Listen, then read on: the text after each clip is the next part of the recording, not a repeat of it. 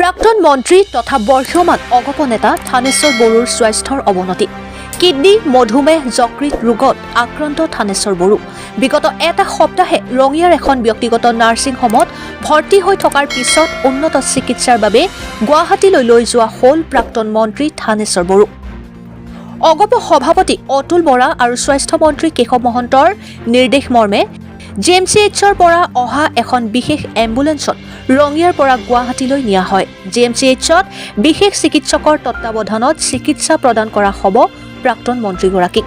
ইতিমধ্যে স্বাস্থ্য বিভাগৰ তৎপৰতাত বিশেষ এম্বুলেন্সত চিকিৎসাৰ বাবে লৈ যোৱা হৈছে প্ৰাক্তন মন্ত্ৰীগৰাকীক। Bureau report 12 live. প্ৰাক্তন শিক্ষামন্ত্ৰী তথা ৰঙিয়া সমষ্টিৰ প্ৰাক্তন বিধায়ক মাননীয় থানেশ্বৰ বড়ো ছাৰ আজি কিছুদিন ধৰি মধুমেহ,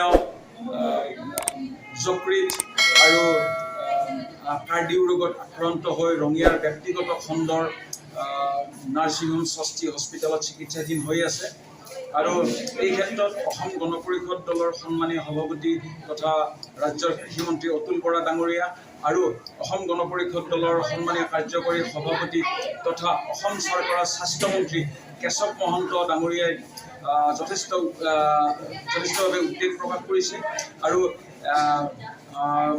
তেখেতৰ স্বাস্থ্যৰ উন্নতিৰ ক্ষেত্ৰত আজি অসম গণ পৰিষদ দলৰ সন্মানীয় সভাপতি আৰু কাৰ্যকৰী সভাপতি দুয়োগৰাকীৰ তৎপৰতাত গুৱাহাটী চিকিৎসা মহাবিদ্যালয়ৰ যি নতুন CNC চেণ্টাৰ তাত উন্নত চিকিৎসাৰ বাবে নিয়াৰ বাবে তেখেতসকলে যথেষ্ট তৎপৰতা লৈছে আৰু কিছু সময় পিছত গুৱাহাটীৰ পৰা আমাৰ স্বাস্থ্যমন্ত্ৰী মহোদয়ৰ তৎপৰতাত এখন বিশেষ এম্বুলেন্স আহি আছে আৰু এই ৰঙিয়া ষষ্ঠী হস্পিটেলৰ পৰা তেখেতৰ উন্নত চিকিৎসাৰ বাবে আৰু কিছু সময় পিছত গুৱাহাটীৰ যি মেডিকেল কলেজৰ যি নতুন CNC চেণ্টাৰ তাত বড়ো ছাৰক লৈ যাব। গতিকে এই ক্ষেত্ৰত আমি অসম গণ পৰিষদ দলৰ সন্মানীয় সভাপতি অতুল বৰা ডাঙৰীয়া আৰু কাৰ্যকৰী সভাপতি তথা স্বাস্থ্যমন্ত্ৰী কেশৱ মহন্ত ডাঙৰীয়াক আমি ৰঙিয়াবাসী আমি বিশেষভাৱে তেখেতসকলক শলাগ লৈছোঁ আৰু আমিও ভগৱানৰ ওচৰত প্ৰাৰ্থনা কৰিছোঁ যাতে বড়ো ছাৰ সোনকালে সুস্থ হৈ আমাৰ মাজলৈ পুনৰ ঘূৰি আহে। ধন্যবাদ।